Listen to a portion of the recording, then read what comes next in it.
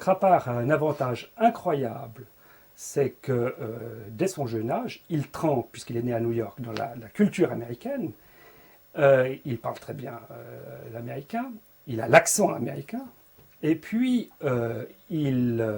comme chaque année, il retourne en Europe à Bâle pour revoir la famille de sa mère et ses cousins.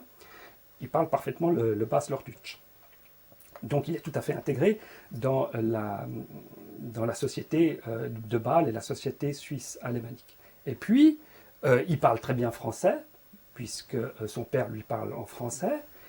Il arrive, il débarque à Genève, il suit le collège, il suit la faculté de droit, et une fois qu'il a terminé, au moment où il termine sa licence, il va se balader dans tous les grands centres universitaires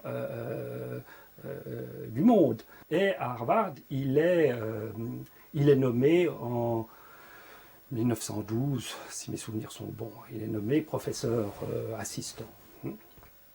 Et à ce moment-là, on décide de créer, il y a une succession qui s'opère à Genève, et il décide de postuler, et il est nommé à Genève juste avant la guerre de 14, je crois, en 1913 ou 1914. Rappard, qui a véritablement une puissance intellectuelle phénoménale, s'impose par son génie, par son travail. Donc là, à l'université, d'ailleurs, il est 2 fois recteur de l'université, on montre bien que son aptitude, ses capacités intellectuelles sont reconnues.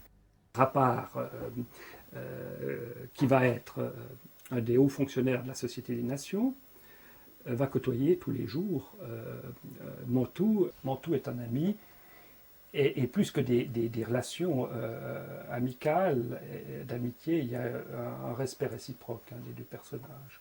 1920, la Société des Nations s'établit à Genève. Et Rappard va avoir, au fond, l'idée d'utiliser l'avenue régulière des représentants de ces différentes nations aux fins d'enseignement. C'est-à-dire qu'il pense que ces représentants, qui sont généralement des juristes éminents, des économistes éminents, il pense qu'il serait intéressant que ces gens puissent, devant des étudiants, dire ce qu'ils font. Et donc, vous avez une période de gestation, où Rappard, Ultramar, la Fondation Rockefeller jouent un rôle, et puis l'organisation qui va être faite par Mantoux.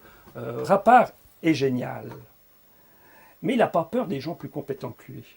Il a ce génie qui au fond, qui ne le rend pas jaloux des compétences des autres. C'est pour ça qu'il va toujours choisir les gens les mieux. Et c'est pour ça que l'Institut va être, et Mantoux, qui est aussi d'une intelligence supérieure, n'a pas peur de gens qui puissent peut-être lui porter ombrage. Rappard disait, en souriant, mais sans Mussolini et sans Hitler, l'Institut n'aurait jamais été ce qu'il a été. Rappard le dit, on le rend très bien compte, tout le monde se rend compte qu'on ne sait pas si le lendemain on n'aura pas les tanks allemands aux portes de l'Institut. Déjà en 1940, il sait que la victoire finale, c'est la victoire de la démocratie. Et déjà à ce moment-là, il prépare un projet d'étude sur les relations internationales. Il prépare, au fond, il se penche sur ce nouvel ordre international qui devra émerger à la fin du deuxième conflit mondial. Donc Rappard, durant toutes ces années sombres, se dit c'est une question de temps. Combien de temps cela mettra? 10, 15, plus. Pour la Suisse, il s'agit de tenir. Alors, on a un peu un Rappard au début de la Société des Nations, avec la fougue de la jeunesse. Il se dit il faut participer pleinement. Et puis, on a un Rappard vieillissant de la fin, à partir de la fin de la guerre, qui est beaucoup plus prudent, qui dit bon, c'est vrai que la donne de l'Est est une donne importante. Et il dit, au fond, tant que l'Europe est coupée en deux, la Suisse a tout avantage à rester en dehors de l'ONU. Si Rappard s'était consacré aux études universitaires, à la recherche, il aurait certainement été un Hayek. Mais il s'est énormément éparpillé. pour la Suisse, pour la Société des Nations, pour les commissions, pour l'université, en étant recteur. Je veux dire, pour ainsi dire, un des grands historiens de la Suisse. Effectivement, c'est une personnalité qui, par son travail de relation, va au fond apporter à Genève, énormément et va contribuer à faire de cette Genève une ville internationale. Ça, c'est indéniable. Ben, certainement, l'Institut, c'était son enfant. Donc, en vieillissant, il devait s'y attacher. Et puis, l'Institut, c'était sa vie. Et très concrètement, pourquoi sa vie? Parce que toute sa correspondance, qu'elle soit privée ou publique, était à l'Institut. Rappard a une grande influence parce qu'il a plusieurs réseaux. Je crois que c'était quelqu'un qui était très lucide. Il disait, moi, je suis un paresseux.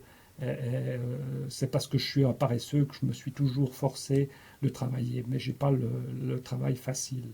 Et c'est pour ça que ces cours avaient toujours lieu le matin à 8h du matin, parce qu'il disait je suis un flemmard, autrement je reste au lit. Et oui, ce qui est assez intéressant chez Rappard, c'est ce caractère de curiosité permanente. Il est curieux. Rappard est libre. C'est un homme profondément libre, et il était très autoritaire. Rappard, lorsqu'il quittait son domicile de Valavran, avait en tête toutes les lettres qu'il allait dicter à sa secrétaire. Pendant la Première Guerre mondiale, Rappard descendait de sa maison de Valavran à cheval pour donner ses cours à l'université. Il accrochait son cheval aux grilles de l'université, il donnait son cours et il remontait chez lui à Valavran à cheval. Il avait toujours des bagnoles prestigieuses, des grandes américaines décapotables, et souvent il adorait le soleil.